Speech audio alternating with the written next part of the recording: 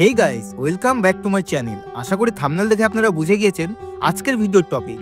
তো সকলকে জানাই আমার তরফ থেকে হ্যাপি নিউ ইয়ার। নতুন বছর সবার খুব ভালো কাটুক, সবাই খুব ভালো ভালো কাজ করুন, এটাই চাই। আর আমাকে সবাই সাপোর্ট করুন যাতে আরও অনেক টিউটোরিয়াল আপনাদের জন্য করতে পারি। আজকের ভিডিও তাদের জন্য যারা প্রিমিয়ার প্রোতে অনেকদিন ধরে এডিটিংয়ের কাজ করেন কিন্তু কালার গ্রেডিংয়ের জন্য DaVinci Resolve ইউজ করতে চাইছেন। তো চলুন শুরু করা যাক। ওকে, সো আমরা প্রিমিয়ার প্রো ওপেন করে নিয়েছি, দেন কিছু ফাইল ইম্পোর্ট করে নিয়েছি। তো এই ফাইলগুলো আমরা প্রথমে কিছু বেসিক এডিটিং করে নেব। তো তার জন্য প্রথমে আমরা সংটা নিয়ে এলাম। এবার সং নিয়ে সঙের বিটে আমরা কিছু ফাইলগুলো বসিয়ে দেবো। যেটা ধরুন যে এটাই এই ভিডিওটা এখান থেকে নিচ্ছি, আপনারা যেরকম এডিট করার দরকার এডিট করে নেবেন। তো আমি এটা যেখানে দরকার কেটে নিচ্ছি বিটে। এই ভিডিওটা এলাম, এইভাবে আমি পুরো ভিডিওটা কমপ্লিট করবো আগে, তারপরে কাজ হবে আমাদের DaVinciতে এটা নিয়ে যাওয়া প্রজেক্টটাতে। তো আমি প্রথমে ফাইলগুলো নিলাম, তারপর স্লো মোশন করে নিচ্ছি, বেসিক কিছু এফেক্ট দেবো। আপনার এফেক্ট দেওয়ার সময় একটা জিনিস মনে রাখবেন যে থার্ড পার্টি কোনো প্লাগইন দেওয়া যাবে না। এর মধ্যে যে বেসিক যেগুলো এফেক্ট আছে সেই এফেক্টগুলো শুধু ইউজ করতে হবে, বাইরের কোনো থার্ড পার্টি এফেক্ট দেওয়া যাবে না। তো আমি কিছুটা এডিট করে নিই ভিডিওটা বিটে ম্যাচ করে, তাহলে আপনারা বুঝতে পারবেন। যারা DaVinci Resolve কালার রেডিং করতে চান কিন্তু এডিটিং করতে চাচ্ছেন না, মানে অনেক দিন ধরে হয়তো প্রিমিয়ার প্রো ইউজ করছেন, তো চট করে অন্য টাইমলাইনে যেতে চাচ্ছে না, তো তার জন্য আপনারা যে কালার রেডিং ভালোভাবে করতে চান তো এইভাবেও আপনারা করতে পারেন। প্রিমিয়ার প্রোতে প্রথমে এডিট করে নিলেন, তারপরে DaVinci থেকে কালার রেডিং করতে পারবেন। তারপর সেখান থেকে আপনারা এক্সপোর্ট করে নিতে পারবেন হাই কোয়ালিটিতে, বা চাইলে আবার যদি এফেক্ট দেওয়ার জন্য প্রিমিয়ার প্রোতে আসতে চান সেটাও করতে পারবেন, সেটা আপনাদের ইচ্ছা।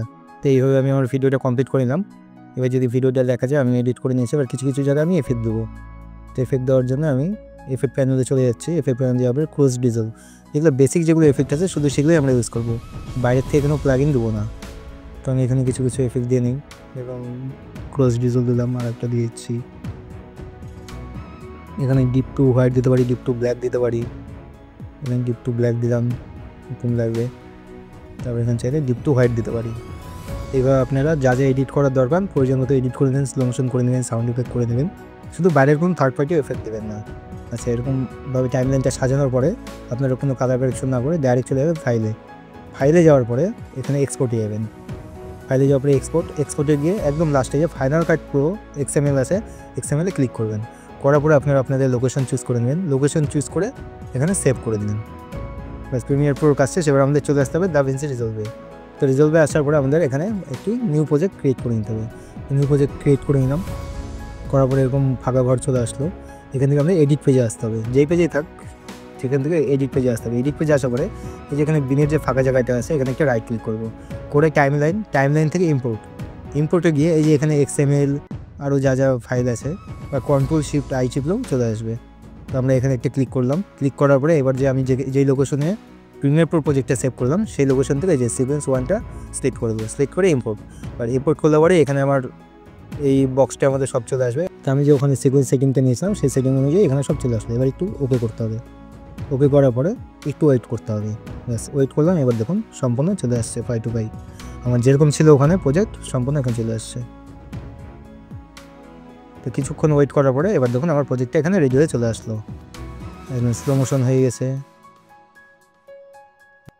আপনারা দেখতেই পাচ্ছেন ওখানে আমি যা কাজ করেছিলাম সম্পূর্ণটা এখানে চলে আসছে।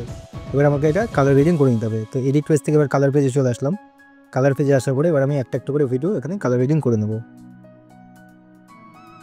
তো আপনারা আপনাদের মতন করে কালার গ্রেডিং করে নেবেন। আমি বেসিক কিছু অ্যাডজাস্টমেন্ট করে দেখাচ্ছি, যতটা না করলে নয়।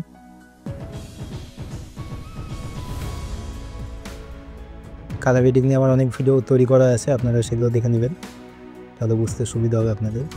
এইভাবে বেসিক কিছু অ্যাডজাস্ট করে নিলাম। এবার এটা আমি কপি করে আদার্স নোটগুলোতে পেস্ট করে দেবো। ধরুন এখানে আসলাম, এটা আমি দেখানোর জন্য এইভাবে কালার গ্রেডিং করলাম। আপনারা যখন করবেন আপনার ভিডিও অনুযায়ী ভালোভাবে করে নেবেন। এটা আমি বেসিকভাবে দেখানোর জন্য এই জিনিসটা করলাম, ঠিক আছে। এবার প্রিমিয়ার প্রো থেকে এডিট করলাম, DaVinciতে এসে কালার গ্রেডিং করলাম। এবার আমাদের কাজ হচ্ছে এক্সপোর্ট করার জন্য আমরা কী করবো, কালার পেজ থেকে ডেলিভারি পেজে চলে আসবো। তো ডেলিভারি পেজে আসার পরে আমাদের এখান থেকে প্রিসেট চুজ করে নিতে হবে। যেরকম এখান থেকে যদি আপনারা একটু ডান দিকে যান এখানে দেখতে পারবেন যে প্রিমিয়ার প্রো XML।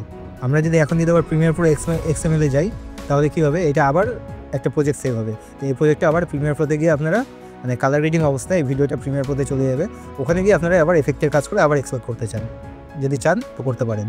তো আমার যেহেতু দরকার নেই কিছু এফেক্ট দেওয়ার, তো তার জন্য বা ডাভিন্সিতেও এফেক্ট দিতে পারেন আপনারা যদি কাজ জানেন বা আমার ভিডিও দেখতে পারেন। তো আমি এখান থেকে ডাইরেক্ট এক্সপোর্ট করে নেবো। এক্সপোর্ট করার জন্য এই যে H264 মাস্টার এখানে ক্লিক করব, করে ব্রাউজ করে দেবো। ব্রাউজ করে এখানে আমি যেখানে সেভ করতে চাই সেখানে এসে সেভ করে দেবো। তো আমি এখানে এসে সেভ করে দিলাম। সেভ করার পরে যে অ্যাড টু রেঞ্জার কিউ এখানে ক্লিক করার পরে রেঞ্জার অল, এখন এই রেঞ্জার অল করেই যে ভিডিওটা এক্সপোর্ট হতে থাকবে। তো এই ছিল আজকের ভিডিওটা যদি ভালো লেগে থাকে তো লাইক কমেন্ট শেয়ার সাবস্ক্রাইব করবেন। ধন্যবাদ।